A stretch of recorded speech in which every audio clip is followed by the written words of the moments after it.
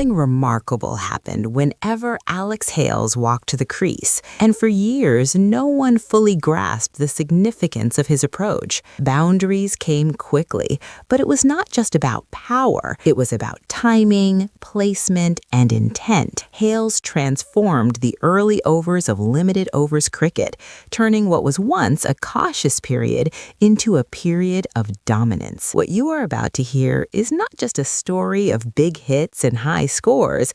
It is a story of how one player reshaped strategy itself. Hales did not wait for the game to develop. He dictated terms from the first ball, forcing bowlers and captains to adjust before they could establish control. His presence changed field placements, bowling lengths, and even the psychology of opponents. Understanding Hales is understanding how modern cricket began to embrace fearless, proactive aggression. He proved that power play overs were not for surviving. They were for attacking, for setting the pace, and for taking command before the opposition could even react. To understand Alex Hales's impact on modern cricket, it is essential to start with his approach at the crease. Hales arrived as a talented yet unconventional batter, capable of devastating bowlers with minimal preparation. Early in his career, observers noticed that he did not simply wait for conditions to suit him.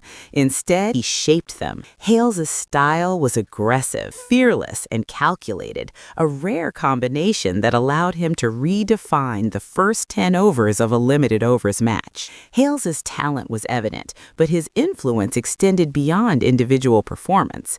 By committing fully to attacking from the start, he forced bowlers and captains to rethink how power plays could be handled. Field placements that once relied on containing singles or building pressure were exposed. Traditional strategies for early overs were rendered ineffective against his calculated aggression. Hales's approach did not depend on luck. It depended on precision, awareness, and timing. His rise coincided with a period when England sought to embrace a more assertive white ball philosophy. The team needed players capable of seizing momentum quickly, and Hales became a focal point. His ability to dominate early made him a weapon that changed the psychological landscape of matches.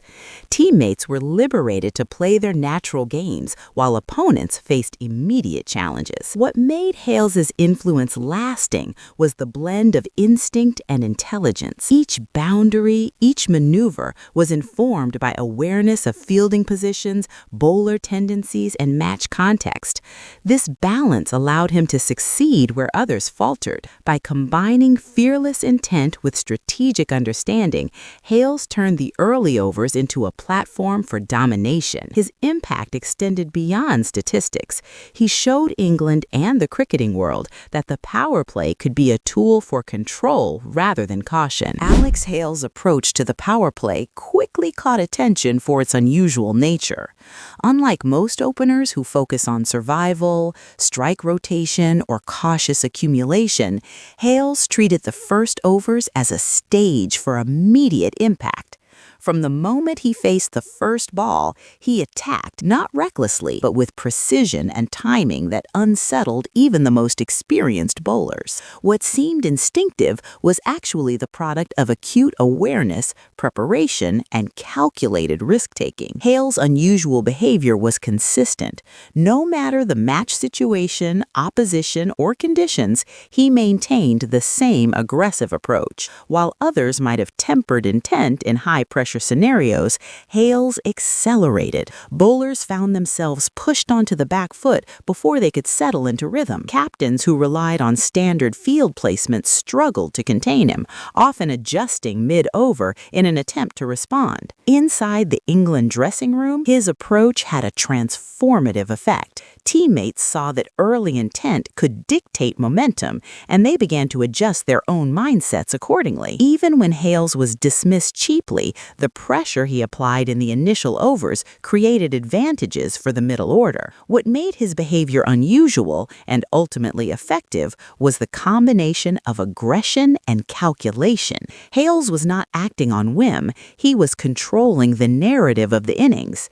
His approach challenged the traditional understanding of the power play, demonstrating that attacking early could become a strategic tool rather than a risky gamble. As Alex Hales' aggressive approach unfolded, observers and opponents alike struggled to understand how it worked so consistently. Commentators debated whether his dominance in the power play was sustainable.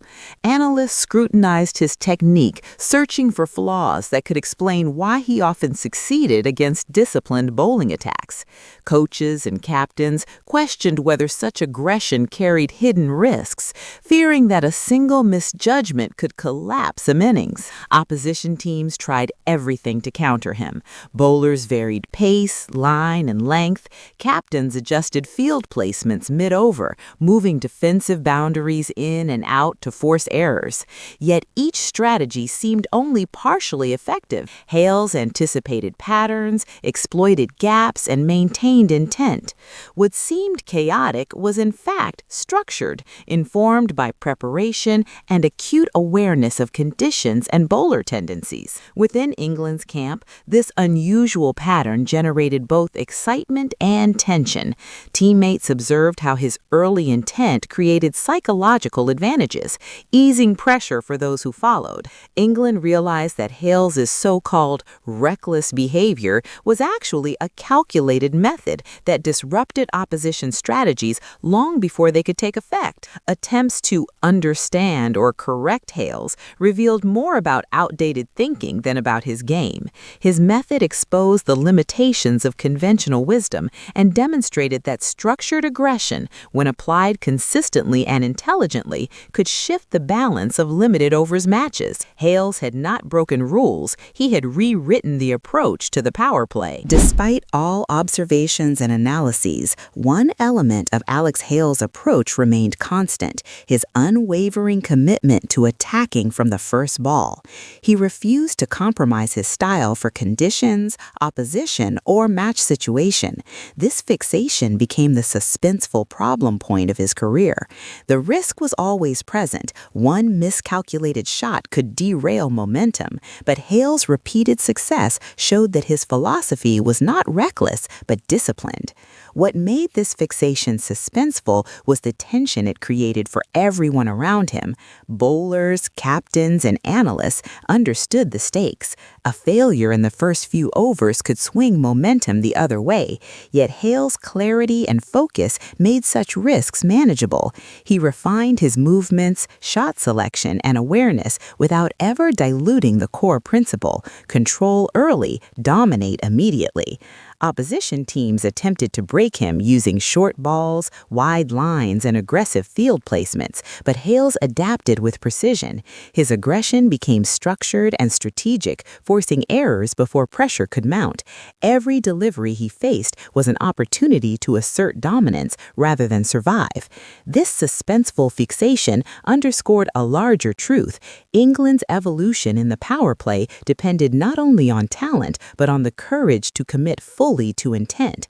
Hales' refusal to retreat forced a redefinition of early innings strategy, proving that calculated aggression could become a decisive advantage. The first real clue that Alex Hales' approach to the power play was more than just instinct emerged in subtle patterns across matches. It was not one boundary or a single high score that revealed the truth, but the consistent disruption he caused in the early overs. Bowlers, even the most disciplined, began to falter under immediate pressure. Captains adjusted fields mid-over, trying to compensate, but Hales had already anticipated the gaps. Inside England's dressing room, the effect was also clear. His intent freed the middle order from early pressure. They could build innings on momentum rather than rescue situations. Even when Hales fell cheaply, the psychological and tactical advantage he created remained. He had shifted control in the team's favor before many realized. Analysts studying footage noticed a pattern. Hales' shot selection, placement, and timing were deliberate. He was exploiting fielding restrictions, bowler tendencies, and power play rules with precision. His so-called instinct was in fact structured awareness, repeated and refined over time. The clue became undeniable.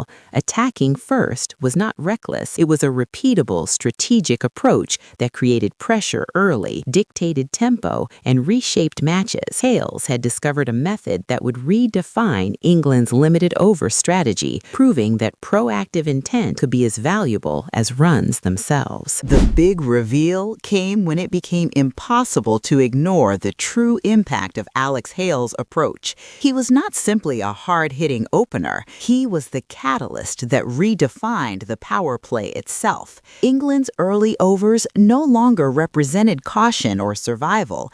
They represented control, momentum, and psychological pressure on the opposition. Hales' aggression forced bowlers to react before they could impose strategy, shifting the balance of power from the first ball. Data and match patterns confirmed what instinct had already suggested. England's win probability increased significantly whenever Hales dominated the opening overs. Even when he was dismissed early, the damage was often done. Opposition plans were disrupted, bowlers unsettled, and the team positioned advantageously for the middle order. His influence was measurable, both tactically and psychologically. The reveal also highlighted a cultural shift within the team. England no longer relied on reacting to conditions. They imposed their will from the start. Hales' consistent success demonstrated that attacking intent combined with preparation and awareness could change match dynamics fundamentally.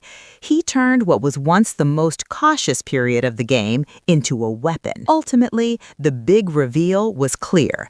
Hales had not just scored runs, he had transformed how England approached the early overs, creating a blueprint for dominating modern limited overs cricket. His power play philosophy became a model, showing that controlled aggression could dictate the terms of the game before the opposition could react. Alex Hales' career illustrates the power of initiative and clarity in modern cricket.